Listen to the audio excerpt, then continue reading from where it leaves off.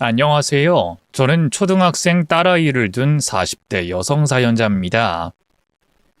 결혼을 하고 아이를 낳은 지가 벌써 10년쯤 지나니 세월이 이리 빨랐나 싶네요. 첫 아이 임신 소식에 들뜨고 설레던 때가 바로 엊그제 같기만 한데 말이죠. 그때는 초보 엄마라 아이 우는 소리만 들려도 심장이 덜컥 내려앉고 내가 뭘 잘못했나 곱씹기 바빴는데 이제는 슬슬 사춘기에 들어서는 딸아이와 기싸움에서 쉽게 지지 않을 정도로 육아 레벨이 올라갔구나 싶습니다. 하지만 그럼에도 아이를 키우는 건 여전히 어렵고 엄마 노릇은 아무리 해도 쉽다는 소리가 나오진 않는 것 같네요. 저희 부모님도 절 이렇게 키우셨을지 아이를 키우다 보면 가끔씩 저희 부모님 생각이 납니다. 그렇다고 해서 별로 떠올릴 만한 기억도 없지만 말이죠. 사실 저는 부모님을 일찍 떠나보내야 했거든요. 어린 시절 저희 집은 형편이 넉넉지 못했고 부모님은 저를 낳아 기르며 어떻게든 열심히 살아보려 노력하신 분들이셨습니다. 그때는 제가 너무 어려서 자세한 사정 같은 건 몰랐지만 부모님께서 늘 일을 하느라 바쁘셨던 건 기억이 나네요. 맞벌이로 바쁘게 사셨던 부모님께서는 저를 돌봐주실 여력이 되지 않으셨고 그래서 저는 5살 무렵부터 시골 할머니 댁에서 지내야 했습니다. 그동안 부모님께서는 돈을 벌러 다니셨고 그런 저희 세 식구가 만나는 날은 한 달에 한 번 정도였어요. 5살 때부터 떨어져 살다 보니 그게 당연한 줄만 알고 살았지만 그래도 저는 부모님을 만날 때마다 늘 너무 행복했어요. 한 달에 한 번이 겨우였지만 그날이 늘 기다려질 만큼이었죠. 부모님께서는 언젠가 돈을 모아 예쁜 집을 얻어 저를 데려가겠다고 약속하셨고 저는 그 말을 믿으며 부모님을 기다렸습니다. 하지만 제가 학교에 들어가고 지금의 제 딸아이 나이가 될 때까지 저희는 같이 살 수가 없었어요. 어른들의 사정이 있다는 걸 이해하면서도 서운한 건 어쩔 수 없었죠. 그러다 제가 중학생이 되던 해에 아버지께서 갑자기 돌아가시고 마셨습니다. 아버지께서 원래 간과 신장이 안 좋긴 하셨다는데 아무래도 그런 몸으로 무리를 하시니 일찍 떠나신 게 아닌가 싶어요. 그렇게 아버지께서 갑자기 떠나시며 저희 세 가족의 재회는 영영 무산되고 말았습니다. 물론 엄마는 남아 계셨기에 엄마와 같이 살 수도 있었겠지만 팍팍한 형편에 남편마저 없어서 그런지 엄마는 절 걷어가지 못하셨어요. 결국 저는 할머니 할아버지 댁에 계속 남게 됐고 몇 년 후 저는 엄마가 다른 아저씨와 재혼하셨다는 소식을 듣게 됐습니다. 그때 저는 막 중학교에 입학했을 때였죠. 그때 제 심정은 세상이 무너지는 기분이었습니다. 엄마가 재혼했으니 이제 우리는 다시는 같이 살 수 없을 거라는 걸 깨닫게 된 순간이었거든요. 사실 어쩌면 저는 진작부터 알고 있었는지도 모르겠어요. 아버지께서 돌아가시고 점점 소식이 없는 엄마를 못 보고 지낸 지도 벌써 몇 년째였으니까요. 심지어 제 중학교 입학 소식에도 답이 없던 엄마였으니 저는 엄마가 절 두고 떠날 거라는 걸 예상하고 있었던 것 같습니다. 그래서 그리 놀랍진 않았지만 그게 현실이 됐다는 충격은 결코 적은 것이 아니었어요. 어떻게 보면 아버지께서 돌아가셨을 때보다 엄마가 재혼했다는 소식을 들었을 때가 더 힘들었던 것 같기도 하네요. 차라리 돌아가셨으면 마음 놓고 그리워할 수 있을 텐데 재혼을 하셨으면 살아계신 걸 알면서도 볼 수 없다니 그게 더 슬펐거든요. 재혼하고서도 옛 자식과 연락하고 지내는 부모님들이 계실지도 모르겠지만 저희 엄마는 아니었거든요. 재혼했다는 소식이 들리고 얼마 뒤 엄마는 전화번호마저 바꿔버리셨고 그 후로 저는 엄마의 소식을 듣지 못했습니다.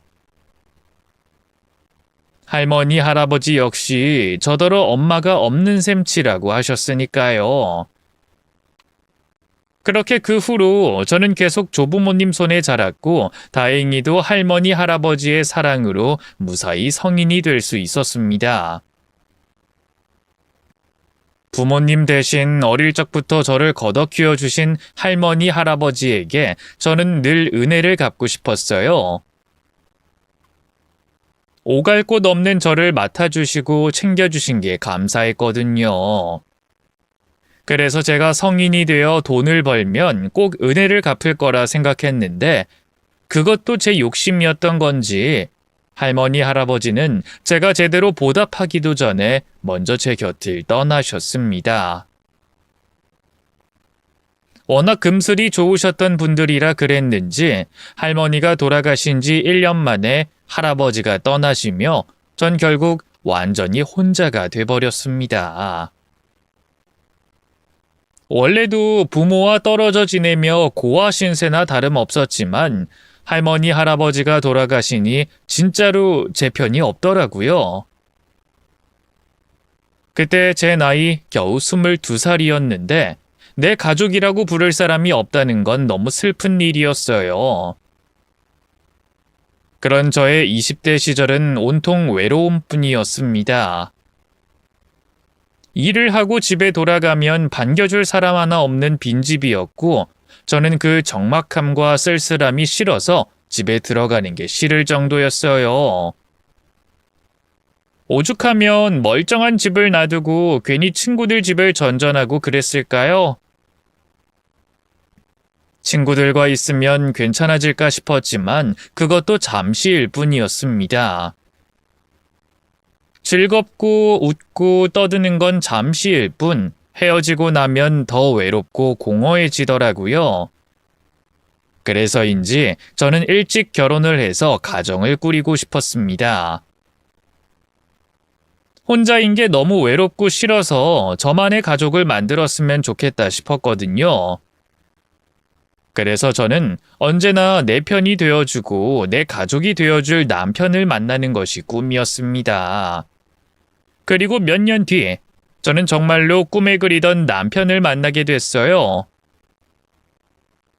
연애 시절 남편은 다정하고 세심한 사람이었고 저는 그런 남편의 모습이 좋았습니다. 저를 다정하게 챙겨주고 살펴주는 모습에 이 사람이 내가 기다리던 사람이구나 싶었거든요. 태석 씨는 나한테 왜 이렇게 잘해줘요? 왜 잘해주긴요. 그러고 싶으니까 그렇죠. 아니요. 난 이 정도 대접받을 만한 사람이 아닌데 나한테 너무 잘해주는 것 같아서요. 태석 씨랑 같이 있다 보면 내가 마치 귀한 집 고명딸이라도 된 것 같아요. 나한테 이렇게까지 잘해주는 사람 태석 씨가 처음이에요. 정말요? 에이, 거짓말이죠? 누구라도 영희 씨를 보면 잘해줬을 것 같은데. 영희 씨 착하고 따뜻한 거 보면 부모님께 사랑 많이 받고 자랐을 것 같은데 아니에요? 아니에요. 사랑은 무슨... 저 그런 거 모르는 사람이에요. 연애 시절 남편이 저더러 사랑을 많이 받고 자랐을 것 같다며 제가 대접받을 가치가 있는 사람이라고 하는데 그 말이 저는 왠지 목에 얹힌 가시 같았습니다. 그때는 아직 알아가던 시기라 제 집안 사정을 세세하게 말하지 않았거든요. 그냥 부모님은 일찍 떠나셨고 조부모님도 몇 년 전에 돌아가셨다고만 알고 있었죠. 그래서 그런지 남편은 제가 곱게 자란 줄만 알고 있었습니다. 뭐 그냥 하는 말일 수도 있겠지만 저는 그게 왠지 남편을 속이는 것 같더라고요. 그래서 저는 불편함을 떨치고자 남편에게 제 집안 사정을 얘기할 수밖에 없었어요. 남한테는 말하고 싶지 않은 사연이고 특히나 제가 사랑하는 사람은 몰랐으면 하는 제 치부였는데 그런 걸 제 입으로 말한다는 게 결코 쉽지 않았습니다. 하지만 이 사람과 내가 결혼을 한다면 더더욱 말해야 되겠다 싶은 생각에 저는 제 이야기를 전부 남편에게 해줬죠. 혹시나 내가 자신이 기대하던 사람이 아니라 실망해도 어쩔 수 없다 생각하면서 말이에요. 내가 사랑받고 자란 여자가 아니라 싫어지면 어쩌나 싶었는데 다행히도 남편은 제 걱정과 달리 절 이해해주고 보듬어줬어요. 오히려 그런 저를 자신이 행복하게 해주겠다며 제게 프로포즈를 하더라고요. 그럼 내가 앞으로 영희 씨 행복하게 해줄게요. 영희 씨가 바라던 행복하고 예쁜 가족 내가 만들어 줄게요. 물론 나도 못나고 보잘것없는 사람이지만 영희 씨 위해서 정말 열심히 살 겁니다. 그러니까 우리 같이 한번 잘해봐요. 사랑합니다, 영희 씨. 요즘 젊은 사람들 하듯이 멋지고 대단한 프로포즈는 아니었지만 솔직담백한 그 말이 저는 참 좋았습니다. 긴장이 되는지 프로포즈하는 내내 얼굴과 손에 흥건했던 땀도 남편의 진정성을 설명해 주는 것 같아서 좋더라고요. 그렇게 저는 솔직담백한 남편의 프로포즈를 받아들였고 그렇게 저는 예비 시댁으로 결혼 인사를 드리러 가게 됐습니다. 저희 집은 어른들이 다 떠나셔서 결혼 허락받을 사람이 없었고 그래서 남편의 홀어머니 허락만 받으면 됐거든요. 그렇게 처음으로 시어머니를 만나게 됐는데 안타깝게도 어머님은 절 반겨주지 않으셨습니다. 남편을 통해서 제 가정사를 들으셔서 그러신 건지 저를 처음부터 탐탁지 않게 생각하셨죠. 아무래도 시어머니 입장에서는 제가 고아나 다름없으셨을 거고 제대로 부모 손을 타고 자라지 못했다는 게 걱정이 되실 수도 있을 테니까요. 그 심정을 이해하면서도 저는 저희 결혼을 반대하시는 어머니에게 어쩔 수 없이 서운했습니다. 나도 아가씨한테 감정이 있는 건 아니에요. 아가씨가 아주 남이었으면 나도 아가씨 사정 안타깝게 생각했을 거야. 근데 그건 남일 때의 얘기인 거지. 내 아들이랑 결혼한다고 하면 말이 다르잖아. 세상 어떤 사람이 고아 며느리를 반기겠냐고. 그게 아가씨 탓이 아니라고 해도 어른들 편견은 어쩔 수 없어요. 난 해준 것도 없는 우리 아들 처가동 못 보고 괜히 고생하는 꼴 보고 싶지 않고 그러니까 괜히 반대하는 나 때문에 속썩이지 말고 우리 아들 말고 다른 좋은 사람 만나요. 나야 못 배우고 속이 조그만해서 아가씨 못 받아주지만 어딘가엔 아가씨 맞아주는 시부모도 있지 않겠어? 시어머니가 대놓고 그렇게 말씀하시는데 저는 할 말이 없었습니다. 듣는 제 입장에서야 속상한 말이지만 반대로 제가 시어머니 입장이라 그래도 저 같은 며느리가 반가울 것 같진 않았거든요. 그렇다 보니 머리로는 이해가 되는데 그래도 정말 슬프더라고요. 왜 나는 친모에게도 환영받지 못하고 시어머니에게도 반대를 당해야 하는지 이런 제 신세가 기구할 뿐이었죠. 그래서 정말 결혼을 포기해야 하나 싶기도 했지만 다행히 남편은 끝까지 제 편이었습니다. 시어머니가 저희 결혼을 반대하시는데도 남편이 결국 결혼을 밀어붙였거든요. 저 영희 없으면 못 살아요. 영희 아니면 결혼할 생각도 없고요. 그러니까 엄마도 하나뿐인 자식이 혼자 늙어 죽는 꼴 보고 싶지 않으시면 그냥 결혼 허락해 주세요. 엄마가 이러신다고 해도 저 어떻게든 이 사람과 결혼할 겁니다. 그런데도 엄마가 결국 허락을 못 하시겠다고 하시면 그때는 저도 방법이 없죠. 이 사람 보기 싫으시면 저도 보지 말고 사시던지요. 자식 이기는 부모 없다고 했나요? 결국 남편의 고집에 시어머니가 먼저 항복을 하셨고 그렇게 저희는 결혼식을 올릴 수 있었습니다. 환대받고 축복받는 결혼은 아니었지만 그럼에도 저는 가족이 생겼다는 게 너무 행복했어요. 시어머니가 지금은 나를 미워하셔도 제가 노력하다 보면 언젠가 가까워질 날이 올 거라 생각했죠. 하지만 저는 시어머니와 쉽게 가까워질 수 없었습니다. 그나마 어머니가 시골에 계셔서 자주 볼 일이 없어 시집살이를 겪을 일이 없었지만 어머니는 저를 볼 때마다 못마땅해 하시며 혀를 차셨어요. 그래도 1년에 몇 번 안 되는 명절과 제사만 참으면 되니까 그 정도는 저도 충분히 견딜 수 있다 싶었죠. 제 딴에는 이제는 시어머니가 부모님이라 생각하고 잘 지내보고 싶었는데 고부 갈등을 겪으니 마음이 불편한 건 어쩔 수 없었습니다. 그래도 남편과 사이가 좋으니 다 괜찮을 거라 생각했었죠. 결혼 후에도 남편은 여전히 다정했고 저희는 행복한 결혼 생활을 즐겼거든요. 그러다 결혼 2년 차에 임신 소식을 듣고 얼마 뒤 저는 예쁜 딸아이를 낳게 됐습니다.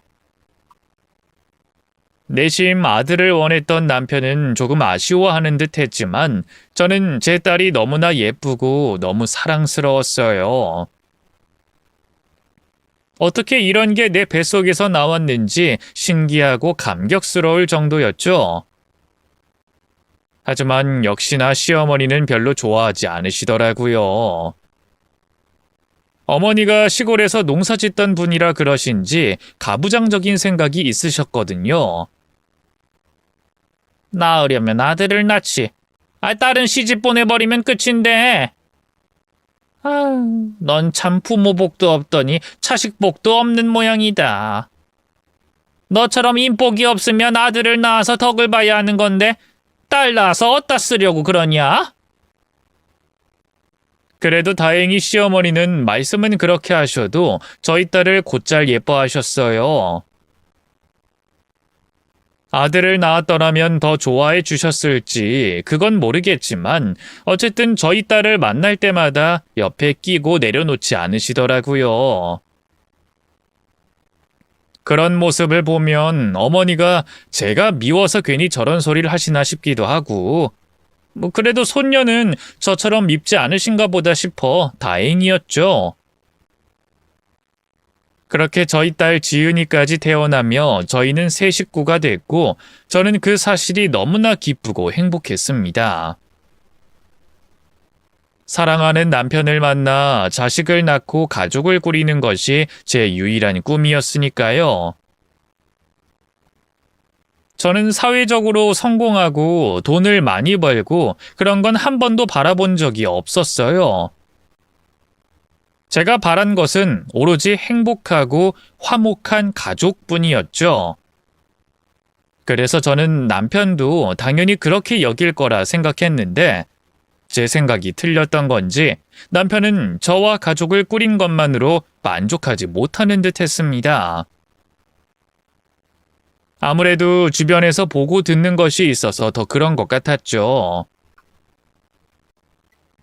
다들 가정을 꾸리고 나이를 먹어가서 그러는지 돈에 관심이 많아지는 것 같았어요. 남편 주변 친구들도 다들 주식이며 사업으로 돈을 벌어서 외제차를 끌고 다니고 명품을 사고 그런다고 하더라고요. 20대 때만 하더라도 다들 술값 걱정하던 코찔찌들이었는데 말이야. 이놈들이 무슨 재주가 있는지 외제차를 끌고 다니는 거야. 뭐 누구는 주식으로 돈을 벌었다 그러고 누구는 사업이 대박났다 그러고 난 그냥 직장 열심히 다니고 저축만 하면 되는 줄 알았는데 그렇게 사는 건 나밖에 없더라고. 그런 나를 보고 애들이 미련한 거래. 저나 저희 남편은 주식이나 사업 같은 건 모르는 사람들이었어요.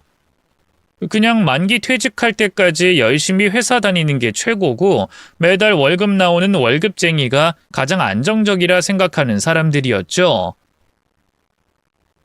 저는 지금도 여전히 그렇게 생각하고 있었지만 남편은 달라진 듯 보였습니다. 아무래도 주변에서 쉽게 돈 벌고 상황이 달라지는 걸 보다 보니 남편도 생각이 많아지는 거겠죠. 그렇게 주변에서 다들 앞서 달려나가는 걸 봐서 그런지 남편은 언젠가부터 답답한 회사 생활에 회의를 느끼기 시작했어요. 월급쟁이로 계속 살아봐야 평생 외제차 한번 못 끌 거라면서 말이죠. 내가 바보였어. 애들이 그렇게 말했을 때 귀담아 들었어야 했는데 나도 그때 주식이라도 할 걸. 바보같이 그냥 입 다물고 회사 다니는 게 최고인 줄만 알고 그러고 살았네. 아무래도 나도 사업이라도 시작해 봐야 되겠어, 여보. 사업? 무슨 사업을 하려고? 그리고 사업하려면 돈도 한두 푼 드는 게 아닐 텐데 우리가 무슨 돈이 있어? 아니야. 요즘엔 그렇게 큰 돈 들지도 않아. 주변에서 투자 받아서 시작할 수도 있고 뭐 정 안 되면 엄마한테 부탁드려 봐야지. 그래도 자식이 나 하나밖에 없는데 엄마가 아들 부탁 안 들어주시겠어? 그렇게 주변 사람들 때문에 헛바람이 들었던 남편은 시골에 계신 시어머니에게 돈을 빌려 사업을 시작했습니다. 사실 시댁이 시골집이긴 하지만 땅도 있고 여유가 있으셨거든요. 그래서 남편이 믿을 구석이 있었던 거죠. 그래도 사업이 쉽지 않을 것 같았던 저는 그냥 다니던 회사를 다니는 게 어떻겠냐며 남편을 말려보려 했지만 이미 사업에 눈이 꽂힌 남편은 제 말을 들을 생각이 없어 보였어요. 그리고는 저 몰래 시어머니를 찾아가 결국 돈을 받아냈더라고요. 그때까지만 해도 크게 사고치는 일 없이 성실했던 남편이었으니 시어머니는 남편의 얘기를 들어주셨겠죠. 결국 남편은 제 뜻을 꺾고 사업을 시작했고 저는 이왕 시작한 사업이니 잘 되길 바랬습니다. 하지만 이렇다 할 기술 없이 시작한 사업이 잘 될 리가 없었죠. 남편은 친구들 말만 믿고 시작만 하면 잘 될 거라고 생각했는지 막상 사업을 시작하고 난 이후 일이 잘 풀리지 않자 의아해했어요. 회사 생활하듯 하기만 하면 될 거로 생각했는지 열심히 하는데도 운이 따라주지 않는다며 낙담해하더라고요. 제가 보기에는 운이 문제가 아닌 것 같았는데 말이죠. 애초에 아무나 다 쉽게 하고 다 성공하면 사업 안 하는 사람이 어딨겠어요. 사업해서 성공한 사람보다 실패한 사람이 더 많을 텐데 남편은 성공한 얘기만 들었으니 자기도 그렇게 될 줄 알았던 거죠. 그렇게 결국 남편의 첫 사업은 처참히 망했고 저는 남편이 그제라도 미련을 버리고 포기를 할 줄 알았습니다. 하지만 남편은 돈에 미친 귀신의 시익이라도 했는지 사업을 정리할 생각을 못하고 또다시 다른 사업을 벌리기 시작했어요. 역시나 이번에도 시어머니에게 도움을 받아서 말이죠. 이번에는 아예 저한테 말도 없이 시작한 일이었기에 저는 남편을 말릴 새도 없었습니다. 어쩌자고 이러는지 남편이 답답해했지만 이미 벌어진 일을 수습할 수가 없었죠. 그렇게 이번에도 운에 맡겨야 하나 하며 간절히 빌고만 있었는데 남편 사업은 역시나 또 금방 실패하고 말았습니다.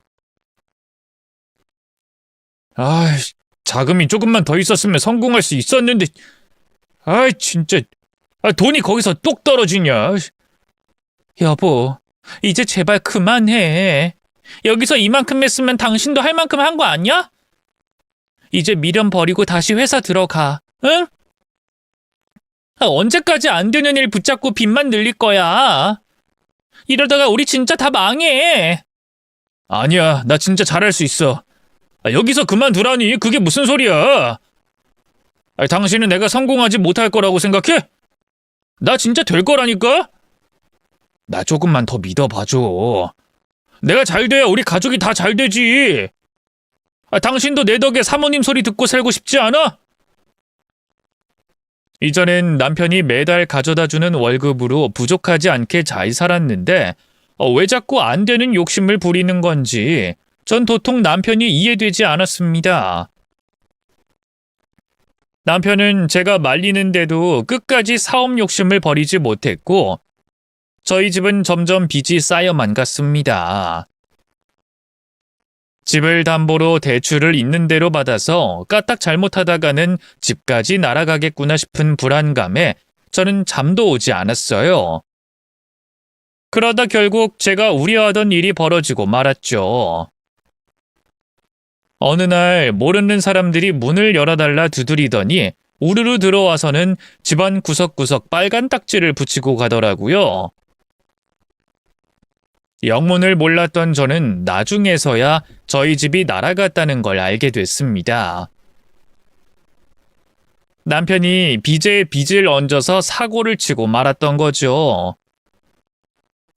사업할 여력도 없다고 하기에 더 이상 문제가 없을 거라 생각했는데 알고 보니 남편이 마지막 기회라며 투자에 손을 댔던 모양이었어요. 어떻게든 돈을 벌어 사업을 할 생각에 전 재산을 담보로 무리한 투자를 했고 결국 그 일이 잘못되며 저희는 집까지 잃고 말았습니다. 그렇게 하루아침에 집을 비워줘야 해서 월세방이라도 구해야 했는데 남편이 있는 돈을 다 가져다 쓰는 바람에 월세 보증금 얻을 돈이 없더라고요. 그래서 저희는 전 재산을 잃고 빈털터리 신세로 하는 수 없이 시댁으로 들어가야 했습니다. 예전 같았더라면 나를 미워하시는 시어머니와 한 집에서 살 생각에 앞이 깜깜했지만 그때는 그런 고민마저 사치였어요. 당장 아이 데리고 갈 곳이 없는데 제가 시집살이 겪을 게 뭐가 그렇게 걱정이겠습니까? 저는 그래도 오갈 곳 없는 저희 세 식구 나 몰라라 하지 않으시고 시골집에라도 들어와 살게 해주신 시어머니께 감사하고 죄송할 따름이었죠. 그렇게 저희는 얼마 안 되는 짐을 싸들고 시어머니 댁으로 들어가게 됐습니다. 그리고 그렇게 저의 시집살이가 시작되게 됐죠. 사실 시어머니도 마지못해 저희를 집으로 들이셨지만 저희와 같이 사는 건 별로 내켜하지 않으셨어요. 하나뿐인 자식이 새끼 데리고 갈 곳도 없다고 하니 어쩔 수 없이 방을 비워주셨을 뿐 원래 시어머니는 혼자 잘 지내시던 분이셨거든요. 시골 할머니들이 다 그렇듯 저희 어머니는 강한 분이셨습니다. 시아버지 돌아가시고 쭉 혼자 시골집에서 지내시면서 자식 도움받지 않으셨거든요. 근데 그랬던 분이 여태 아들 빚 대신 갚아주시다가 이제는 미운 며느리까지 같이 데리고 살아야 하니 얼마나 속이 복잡하고 답답하셨겠어요. 그런 시어머니는 종종 제게 화풀이도 하셨죠. 아이고 내 팔자야. 내가 전생에 무슨 죄를 지어서 이 꼴을 봐야 하는지. 자식들 덕 보고 살진 못할 망정 사고친 자식 뒤치다꺼리 하느라 허리가 휘네. 죄송해요 어머니. 아니 그러게 너는 대체 뭘 하고 있었던 거야? 태석이 그놈이 그러고 다니면 너라도 말렸어야지. 너는 마누라가 돼서 남편이 사고치고 다니는 거 그냥 두 손 놓고 보기만 한 거야? 저도 이렇게까지 될 줄은 몰랐어요. 그리고 그 사람이 제 말을 들어야 말이죠. 그래서 그냥 두고만 봤어? 아유 답답하. 네가 진작 붙잡았으면 일이 이 지경이 됐겠니? 하여간에 이래서 집에 여자가 잘 들어와야 하는데 말이야. 남편의 실패를 제 탓으로 돌리는 시어머니 때문에 저는 속이 상했습니다. 어떻게 그것까지 내 잘못인지, 그렇다고 남편이 내 말을 듣기나 했을지, 제 탓을 하시는 시어머니가 야속하기만 했죠. 하지만 저는 시어머니를 이해할 수밖에 없었어요. 어머니도 오죽 답답하셨으면 그러실까 싶었거든요. 사실 어머니 말도 틀린 말은 아니었죠. 제가 남편을 진작 말리고 했어야 하는데 남편을 말리지 못해 시어머니께 이런 폐를 끼치다니 너무 죄송했어요. 그래서 제 탓이라도 하셔야 어머니도 화병으로 쓰러지지 않겠다 싶었던 저는 어머니를 이해하려 했습니다. 하지만 그런 상황이 되고서도 남편은 제대로 정신을 차리지 않았습니다. 갈 곳 없어 엄마 집에 얹혀 살게 됐을 때는 그나마 양심이라도 있는지 눈치껏 조용히 있더니 그 생활도 길어지니 금세 적응이 됐는지 또다시 시어머니에게 사업 이야기를 꺼내고 돈 이야기를 꺼냈거든요. 이 나이 먹어서 부모에게 효도할 생각은 못하고 또다시 돈을 해달라는 남편의 말에 저는 기가 막혔습니다. 여태껏 가져다 쓴 시어머니 돈이 얼만데 대체 얼마나 더 해먹어야 성이 풀려서 일어나 싶었죠. 아니나 다를까 시어머니도 이제 더 이상 그냥 봐주실 생각이 없어 보이시더라고요. 엄마, 나 사업하게 돈 좀 빌려줘요. 돈은 무슨 돈? 나 돈 없다. 아니, 엄마가 돈이 없긴 왜 없어? 엄마 돈 많잖아. 말은 그렇게 해도 꿍쳐둔 돈 좀 있지 않아? 그걸 아직도 찾으면 어떡해? 그 돈 다 네가 가져다 쓴 지가 언젠데? 네가 갖다 쓴 돈만 해도 몇 억인데 나 이제 돈 한 푼 없어. 그래. 뭐 현금은 뭐 없다 치고 그럼 땅이라도 팔아서라도 해줘요. 예? 땅은 무슨 땅? 아니 얘가 왜 자꾸 헛소리를 해? 나한테 무슨 땅이 있다고?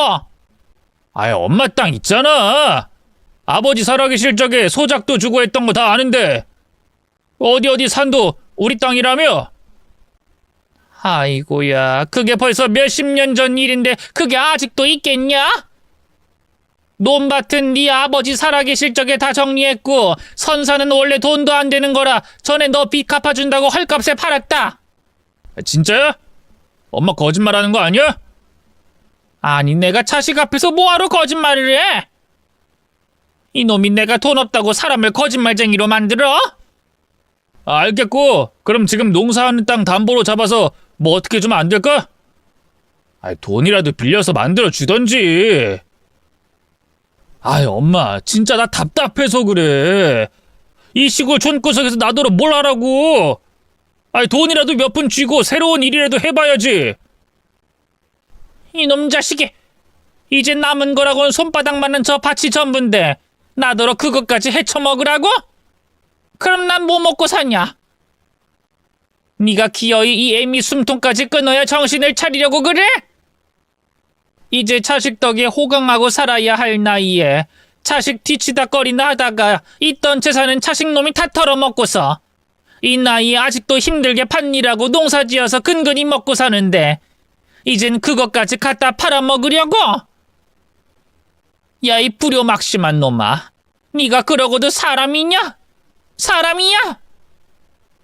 난 너한테 더 해줄 돈 없으니까 이제 제발 정신 차리고 제대로 좀 살아.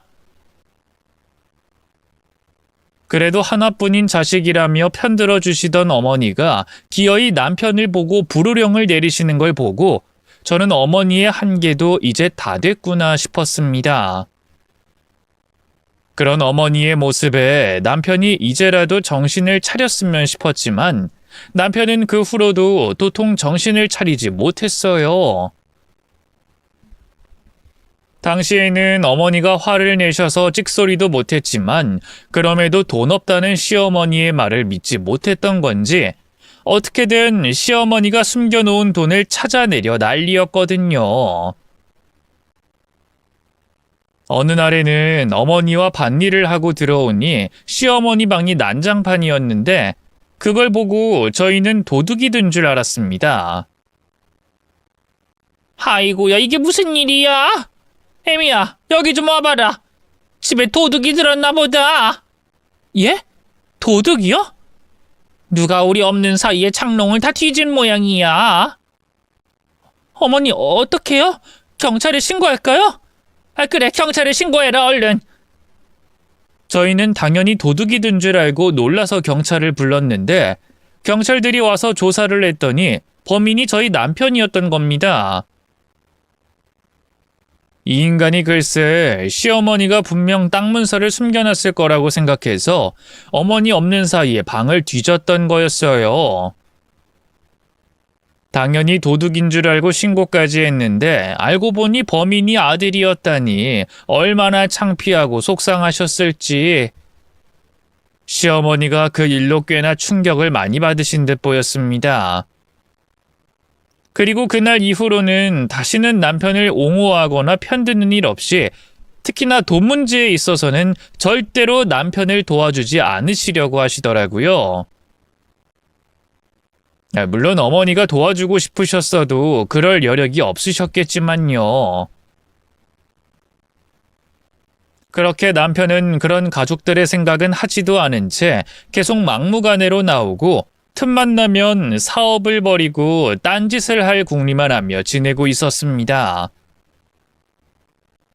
시골집에 내려가면 어머니 농사 일이라도 도와서 어떻게든 노력해보겠다고 하더니 막상 시골 내려와서 살려니 도시 생활이 그리운 건지 아니면 흙묻히는 일이 하기 싫은 건지 남편은 일손을 거들긴커녕 코빼기도 보이지 않았어요. 어머니 따라서 같이 일이라도 하러 가자고 하면 저한테 괜히 짜증을 내고 화를 내면서 그 핑계로 나가버리더라고요. 그럼 남편은 대낮부터 나가서 술을 퍼먹다가 저녁 늦어서야 들어와서는 제가 자기를 무시한다느니 결혼을 해서 자기 인생이 꼬였다니 하면서 저에게 술주정을 부리곤 하는 거죠. 야, 너는 남편이 우습냐? 내가 돈도 못 벌고 이러고 있으니까 내가 우스워? 아유, 또 왜 그래 정말? 일 도와주지도 않고 나가버리더니 또 술 마시고 들어온 거야? 그래, 술 좀 마셨다. 왜? 이젠 또 그거 가지고 지랄하려고? 남편이 속상해서 밖에서 술 마시고 들어왔는데 이해는 해주지 못할 망정 바가지를 긁어? 내가 뭘 어쨌다고 또 이래? 이게 바가지야? 이게 바가지면 당신이 하는 건 가정폭력이야. 이게 진짜 말이면 단줄 아나, 이씨. 어디서 남편을 존경하지 못할 망정 잔소리를 하고 있어? 내가 안 풀리는 게 다 네 탓이야. 그거 알고 이래? 뭘 또 내 탓이야. 내가 뭘 어떻게 했는데? 내가 당신 보고 사업하라고 떠밀었어? 내가 당신 보고 나가서 돈이나 벌어오라고 시켰어? 다 자기가 하고 싶은 대로 하다가 말아먹었으면서 그게 왜 내 탓이야? 내가 나 좋자고 그랬냐? 다 니들 먹여 살려보려고 노력하다 그런 거 아니야? 야, 나도 총각이었으면 그렇게까지 안 했어. 내가 누구 때문에 그렇게 아등바등 살았는데? 네가 그딴 소리를? 제발 그만 좀 해. 언제까지 그렇게 남 탓만 하고 살 거야? 이러다 애 듣겠어. 그만해 제발.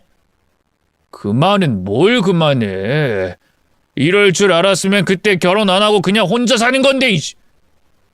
네가 내 발목 잡은 거야. 그거나 알아라. 어? 대체 제가 뭘 그렇게 잘못한 건지 남편은 저를 만나서 자신의 인생이 잘못된 거라며 자신의 실패를 제 탓으로 돌렸습니다. 자기가 사업을 하다가 실패한 것도 다 처자식을 먹여 살려보려고 노력하다가 그렇게 된 거고, 잘못된 투자를 하게 된 것도 그 돈 메꿔보려고 아등바등 하다가 어쩔 수 없이 그렇게 된 거라며 그냥 밑도 끝도 없이 제 탓을 하더라고요. 대체 내가 뭘 잘못했나 싶어서 억울했지만 말이 통하지 않는 남편과 제대로 된 대화를 할 수도 없었습니다.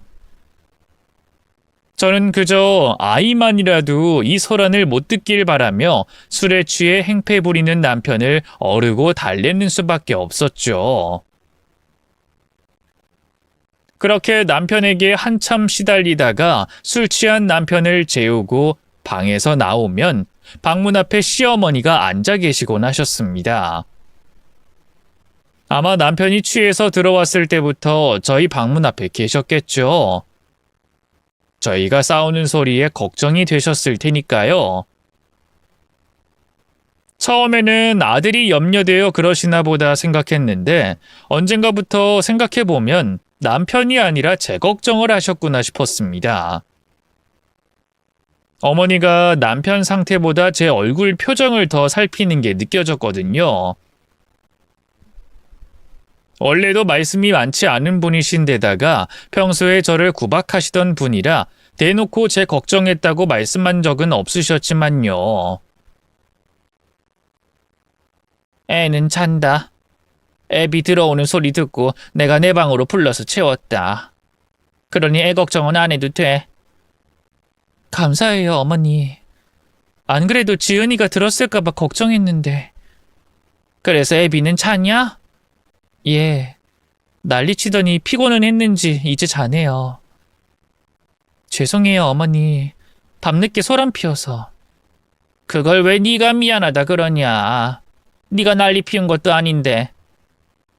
내 아들놈이 술 처먹고 들어와서 소란 피운 걸 왜 며느리가 미안해해? 오히려 내가 너한테 미안해해야지. 미안하다, 애미야. 내가 자식놈을 제대로 가르쳤어야 하는데 아무래도 내가 잘못 키운 모양이다. 아니에요, 어머님. 어머님이 왜 저한테 미안해하세요?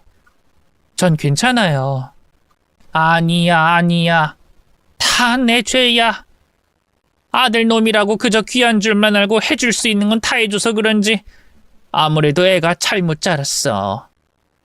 좋은 걸음 주고 해 잘 베어주면 잘 클 줄 알았더니 잘해주기만 하는 게 좋은 게 아니었다는 걸 내가 너무 늦게 알았지 뭐니. 아무래도 내가 무식하고 모자라서 자식 농사를 아주 망친 모양이다. 아니에요. 어머님이 얼마나 열심히 사셨는지 제가 잘 아는데요. 원래 자식 키우는 게 쉽지 않잖아요. 열심히 키운다고 다 되는 것도 아니고요. 어머님도 많이 힘드시죠? 저희 때문에 어머니까지 이게 무슨 고생이신지 제가 면목 없습니다. 잘못은 남편이 했는데 미안한 것은 늘 저희였네요. 저는 남편 때문에 시어머니께 소란 피워 죄송했고 어머니는 자식 잘못 키운 죄로 며느리 볼낯이 없다고 하셨죠. 잘못은 남편이 하고 왜 우리만 이렇게 속상해야 하는지. 그럴 때마다 저희는 서로를 위로하며 다독였습니다. 그러다 보니 언젠가부터는 시어머니와 꽤 많이 가까워진 것 같더라고요. 처음 결혼했을 때부터 오갈 곳 없어서 시댁에 얹혀 살 때까지 어머니가 늘 불편하고 멀기만 했는데 같이 산 정이 있는 건지 고생을 나눠서 그런지 어느 순간부터 시어머니가 이전처럼 무섭지만은 않았어요. 여전히 제게 타박하시고 혼내시기도 했지만 어느 순간부터는 그게 애정과 관심으로 느껴지기도 하더라고요. 그리고 어머니가 남편 일로 제게 많이 미안해 하시기도 했고요. 자식 잘못 키웠다고 후회하시던 시어머니는 제가 자기 아들 때문에 마음고생하는 걸 속상해 하셨습니다. 떨어져 살 때는 마냥 밉고 구박덩이던 며느리가 곁에 두고 보니 꽤나 안쓰러우셨던 모양이더라고요. 그래서 그런지 어머니는 언젠가부터 절 많이 챙겨주셨어요. 돈이 궁한 제 사정을 알고 쌈짓돈을 쥐어주기도 하시고 남편이 제게 난리를 칠 때는 대신 나서서 방패가 되어주기도 하셨죠. 그렇게 시어머니는 언젠가부터 제 편이 돼주셨고 저는 그런 시어머니를 제 어머니처럼 생각하며 모셨습니다. 어렸을 적 나를 버리고 재혼한 엄마 때문에 엄마의 정을 많이 느껴보지 못했던 제게 어머니는 따뜻한 모정을 나눠주셨어요. 아마 그때 제가 시어머니께 배운 따뜻한 정으로 아이를 잘 키울 수 있었던 게 아닌가 싶네요. 엄마에게 배우지 못한 모정을 시어머니에게 대신 배웠던 거죠. 그렇게 시어머니가 저를 품어주시는 걸 보며 전 감사했고 죄송했습니다. 그래서 남편 대신 저라도 효도할 생각을 하며 시집살이를 해나갔습니다.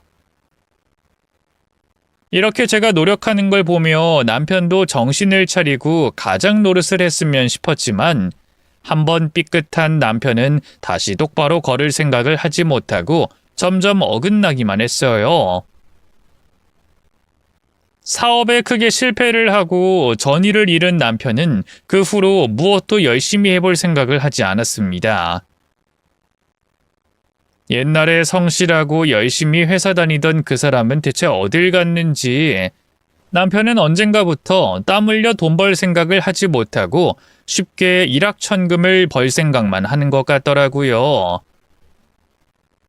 아마 사업으로 큰 돈을 만져봐서 그런지 남의 밑에서 고생해서 버는 몇백만 원이 성에 차지 않았던 거겠죠. 거기다 그동안 사업하며 잃은 돈이 수억이다 보니 그 본전 생각이 절실했을 겁니다. 한 번에 잃은 돈이 아까워서 그 돈을 한 번에 벌고 싶었던 거죠. 그렇게 잃은 돈을 금방 벌고 싶었던 남편은 결국 도박에까지 손을 대고 말았습니다. 그런 사실을 저는 처음에는 전혀 모르고 있었죠. 남편이 언젠가부터 늦게 들어오길래 또 평소처럼 술이나 마시고 다니는 줄 알았는데 알고 보니 시골에서 열리는 하우스 도박장에 드나들고 있었던 거예요. 심지어 몇 달 동안 전혀 모르고 있다가 남편에게 돈을 빌려준 사채꾼이 집으로 찾아와서야 그 사실을 알고 말았죠. 뭐라고요? 저희 남편이 돈을 빌렸다고요? 아이, 그렇다니까. 아줌마 남편이 도박한다고 우리한테 돈 빌려갔어. 그러니까 당신 남편 어디 있는지 물어. 저희는 정말 몰라요. 그 사람 며칠째 소식 없이 집에 안 들어온 지도 오래라고요. 거짓말하는 거 아니야? 지금 남편 숨겨주려고 그러는 거 아니냐고. 아이고, 우린 정말 모른다니까 그래. 내 아들이지만 우리도 어떻게 못해요. 정말이에요. 할머니, 괜히 아들 숨겨주고 그러지 말아요. 그랬다간 재미없으니까. 아무튼 다음 달에 또 찾아올 테니까 그땐 아들을 찾아 놓던 돈을 찾아 놓던 해야 할 겁니다. 남편이 벌인 사고에 저와 어머니는 큰 충격을 받을 수밖에 없었습니다.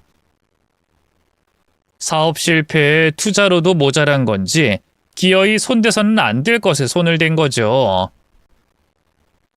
도박이 무서운 줄도 모르고 그런 사고를 친 남편 때문에 저는 속이 문드러지는 기분이었습니다. 그 일 때문에 너무 화가 났던 저는 남편이 돌아오자마자 남편에게 따져 물었고 남편에게 사과를 받고 싶었어요.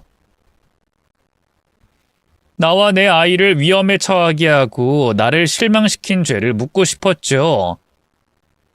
하지만 남편은 제게 전혀 미안해하지 않았습니다. 오히려 남편에게 대든다며 화가 나서 절 때리려고까지 하더라고요.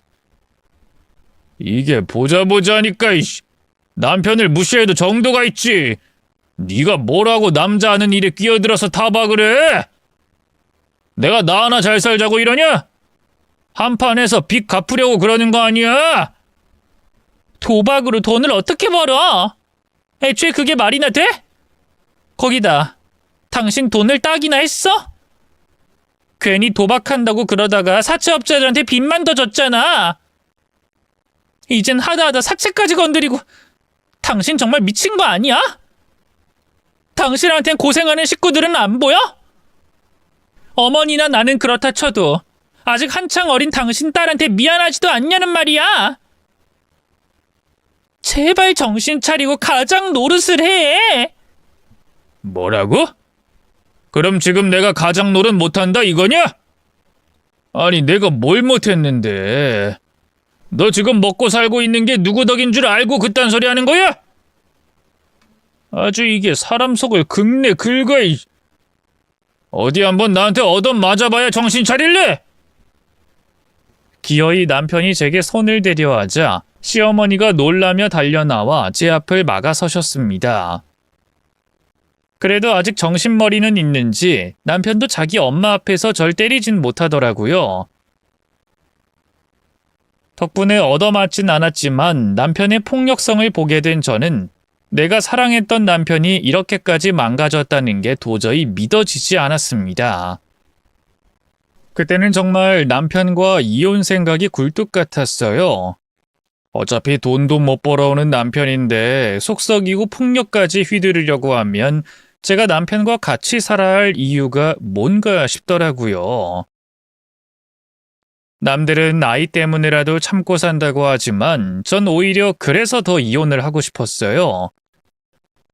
그런 아빠의 존재가 아이에게 더 독이 될 거라 생각했으니까요. 하지만 그럼에도 저는 남편과 이혼을 할 수 없었습니다. 그 이유는 다름 아닌 시어머니 때문이었죠.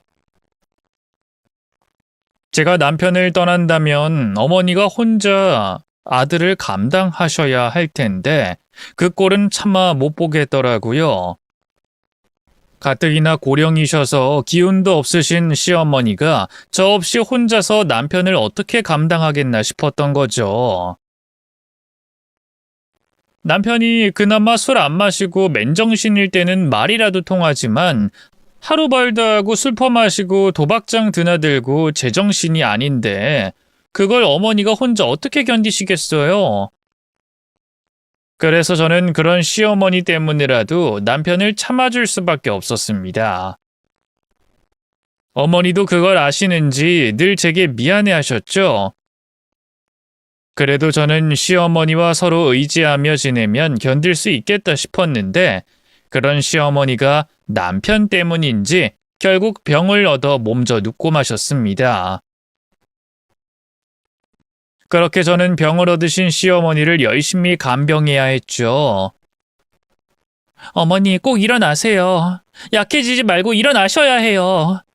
다시 일어나셔서 저 구박하시고 혼내주세요. 아셨죠? 미안하다 에미야. 내가 너한테 도움이 되진 못할 망정 다 늙어서 구질구질하게 병까지 얻어 널 힘들게 하는구나. 내가 너한테 너무 미안하구나. 이제 미안하다는 말씀은 그만하세요. 어머니가 미안하실 거 없다니까요. 전 오히려 어머니가 계셔서 너무 좋았는걸요. 어머니 덕분에 몰랐던 엄마 정도 알았고 그동안에도 저 어머니 아니었으면 못 견뎠을 거예요. 그래, 내가 네 마음을 왜 모르겠니? 네가 나 때문에 태석이 놈이랑 이혼도 못하고 있는 것도 잘 알지. 그래서 내가 더더욱 일찍 가야 하는 게 아닌가 싶다. 너 시집 올 때도 구박만 하고 잘해준 것 하나 없었는데 팔목까지 잡아서야 되겠냐? 그러니까 애미야, 나 떠나거들랑 뒤도 돌아보지 말고 애비랑 이혼해라. 내가 너한테 해줄 말이 이것밖에 없구나. 어머니, 그런 말씀하지 마세요. 떠나신다뇨. 저 두고 어딜 떠나시려고요? 저 남편이랑 이혼 안 할 거예요. 그러니까 제가 그렇게 불쌍하시면 어머니가 오래오래 사셔서 저 지켜주세요. 남편 앞에서 제 편 들어주셔야죠. 전 그렇게 어머님이 버텨주기를 바라며 열심히 간병을 했지만 제 정성이 모자랐던 건지 어머니는 결국 몇 년을 버티지 못하고 떠나버리시고 마셨습니다. 그렇게 시어머니가 떠나시며 저희는 장례를 치러야 했죠. 그런데 남편은 제대로 상주 노릇도 하지 못했습니다. 시어머니 장례식장에서마저 내기 화투판을 벌인 남편을 보며 기가 막히더라고요. 어떻게 보면 시어머니가 연세에 비해 일찍 떠나신 게 남편 때문이 아닌가 싶었는데 남편은 자기 어머니가 그렇게 떠난 게 안타깝지도 않은지 그저 내기 도박을 해서 한 푼이라도 더 딸 생각에 혈안이 되어 있었습니다. 그때까지는 시어머니 때문에 그런 남편을 참고 있었던 저도 이제 더 이상은 남편을 참고 살지 못할 것 같더라고요. 그래서 저는 조만간 이혼을 해야겠다며 굳은 결심을 하게 됐습니다. 물론 그 전에 제가 해야 할 건 해야 했죠. 시어머니가 돌아가시며 장례를 치른 저는 시어머니 유품을 정리하게 됐습니다. 이미 몇 번 어머니 장롱을 뒤져서 돈 될 만한 게 없다는 걸 알고 있던 남편은 시어머니 유품을 정리할 생각이 없었거든요. 어머니 물건은 어찌하냐는 제 물음에 남편은 그냥 다 태워버리라는 매정한 말뿐이었습니다. 그래서 제가 남편 대신 정리를 해야 했네요. 그렇게 어머니가 남기신 물건들을 찬찬히 보며 추억을 떠올리는데 그 사이에 제 이름이 적힌 봉투 한 장이 있더라고요. 며느라, 내 아들 몰래 여기로 가거라. 웬 주소와 함께 짤막한 한 문장이 적힌 그것은 시어머니가 제게 마지막으로 남기신 유언이었습니다. 그렇게 어머니의 유서를 발견한 저는 시어머니가 시키시는 대로 남편 몰래 그곳으로 찾아가 보기로 했죠. 뭐인진 몰라도 어머니가 남편 몰래 제게만 무언가를 남기셨구나 싶었거든요. 그렇게 주소를 찾아간 곳에는 웬 작은 컨테이너가 하나 놓여 있었습니다. 흔히 농사 지을 때 쓰는 농막이었죠. 그렇게 그 농막 안으로 들어가자 웬 보자기에 쌓인 상자가 놓여 있었어요. 의아해하며 상자를 열어본 저는 안에 들은 물건을 보고 깜짝 놀랄 수밖에 없었습니다. 그 상자 안이 온통 금덩이로 가득했거든요. 그제서야 저는 시어머니가 제게 전 재산을 남기셨다는 걸 알게 됐습니다. 어머니는 자꾸 돈 문제로 사고치는 남편 때문에 가진 땅과 현금으로 금을 사두셨던 겁니다. 그리고는 그것을 아들이 아닌 제게 남기셨던 거죠.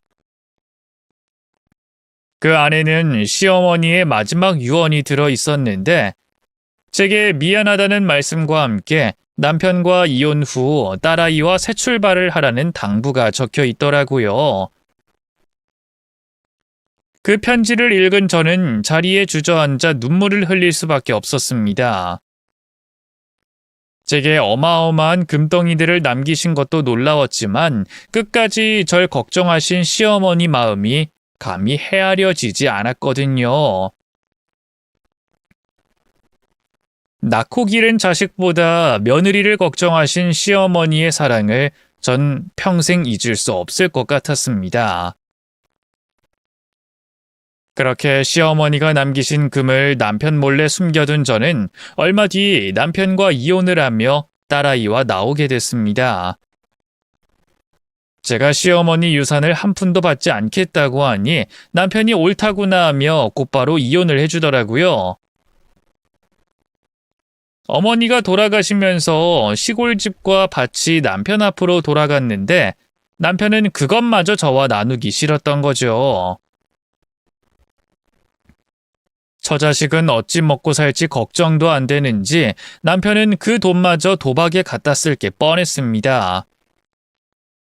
어쩌면 어머니도 남편이 그럴 걸 아시고 제게 선물을 남기신 게 아닌가 싶더라고요. 그렇게 저는 남편과 이혼을 하고 딸아이와 단둘이 살게 됐습니다. 남편이 찾지 못할 곳으로 멀리 떠나서 어머니가 주신 금으로 둘이 살 집을 구했고 근처에 작은 가게도 하나 얻었어요. 금값이 많이 올라서 시어머니가 남기신 유산만 해도 평생 먹고 살 수 있었지만 전 어머니가 주신 것을 허투루 낭비하고 싶지 않았어요.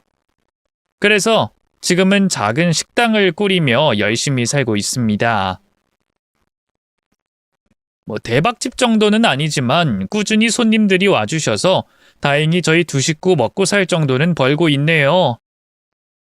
그리고 딸아이도 건강하고 무럭무럭 잘 자라고 있고요. 덕분에 저는 더 이상 근심 걱정이 없습니다. 이 모든 것이 다 시어머니 덕분이라는 생각이 듭니다. 물론 어머님이 살아계셨더라면 더 좋았겠지만 그래도 제 속에는 늘 어머님을 기억하고 있네요. 그러고 보니 어머니 기일이 곧 돌아오는데 그때 어머님 좋아하시던 산적이라도 구워 올려야겠다 싶네요. 그럼 제 이야기는 여기까지 하며 인사를 드리겠습니다. 감사합니다.